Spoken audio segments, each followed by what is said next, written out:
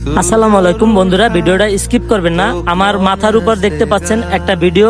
ওই ভিডিওটা ফারহান ভাই নন স্টপ ফারহান ভাইয়ের আইডিতে 10 মিলিয়ন ভিউ হয়েছে। বন্ধুরা বিশ্বাস করবেন না, ভিডিওটা না দেখলে মিস করবেন। ভিডিওটা টানবেন না এবং ভিডিওটা পুরোটা দেখবেন এবং আপনাদের মন্তব্য জানিয়ে যাবেন আপনারা আরো কি ধরনের ভিডিও চান। আপনাদের মন্তব্যে আমরা এরপরে শুট করব। আপনাদের মন্তব্য কমেন্ট করে জানাবেন। আর ভিডিওটা ভালো লাগলে অবশ্যই শেয়ার করে আমাদের পাশে থাকবেন। তুই আজকে আমার মাইয়ার গায়ে হাত দিছস না, আজকের এর একটা ফয়সালা করেই ছাড়বো। আসসালামু আলাইকুম আম্মা, আপনি অনেক দূরের থেকে আইছেন, একটু বসেন। ওই বেটা, আমরা কি যে বইতে আইছি? আমার বোনের গায়ে হাত দিছস, আমার কাছে বইতে না। এই যে আমরা ফয়সালা চাইতে আইছি। আম্মা আপনারা যেহেতু এত দূরের থেকে আইছেন, একটু বহেন, আমি আপনাকে বুঝাই কইতাছি বিষয়টা। আয় আয় বহি আয়। আম্মা বসেন, ভাই তুমিও বসো। আম্মা আমার নামে বিচার দিয়ে আপনি করে নিয়ে আসছে, আশা করি আপনারা সবকিছুই জানেন। বাবা আমি সবকিছুই জানি, তারপরও তোমার মুখ থেকে আমি শুনতে চাই, এর জন্যই এত কষ্ট করে আসছি। আম্মু তুমি কি এগুলি শুনতে আসছো? যেটা করতে আসছো সেটা করো, আমি ওর ভাত খাবো না। দেখছেন আম্মা, আপনার মাইয়া আপনার সামনে আমার লাগে কিভাবে ব্যবহারটা করতেছে। এই তোমার সাথে আমি কিভাবে কথা বলবো? ভাইয়া এটাই আমার শেষ কথা, ওনার সাথে আমি আর সংসার করব না। এই তুই একদম চুপ থাক। বাবা বিষয়টা বলো তো। আম্মা সমস্যা তো তেমন কিছু না। ওই বেটা, সমস্যা যদি না হয় তুই আমার বোনের গায়ে হাত তুলছস কেন? তুই চুপ থাক, আমি দেখতাছি না। বাবা বলো।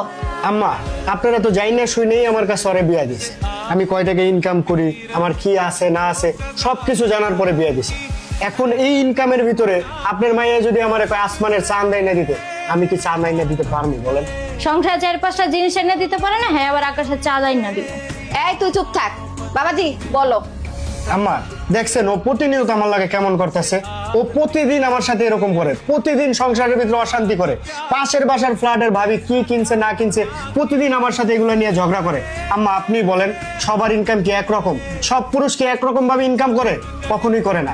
আমার যা ইনকাম আছে আপনি তো তা নিয়ে সন্তুষ্ট থাকতে হইব, কিন্তু আপনার মাইয়া কোনোদিন সন্তুষ্ট থাকে না, সব সময় সংসার একটা অশান্তি করতেই থাকে। আম্মা এরকম ভাবে তো সংসার করা যায় না। আম্মা আম্মা আপনি তো জানেনই আমার বাপ মানে, আমার বিয়ার পরের থেকে আপনারই আমি সবকিছু মানি। আর আম্মা আপনার মায়ের পরের জিনিসের উপরে লোভ করে, এর লিগে আমি রাগ হয়ে রাগের মাথা ওরে আমি মারছি। এই কারণে যদি আমি কোনো ভুল করে থাকি আম্মা, আপনি আমার দয়া করে মাফ করে দেন। বাবা তোমার কথাও শুনলাম, আমার মেয়ের কথাও শুনলাম, দেখলাম সম্পূর্ণ দোষগুলো আমার মেয়েরই।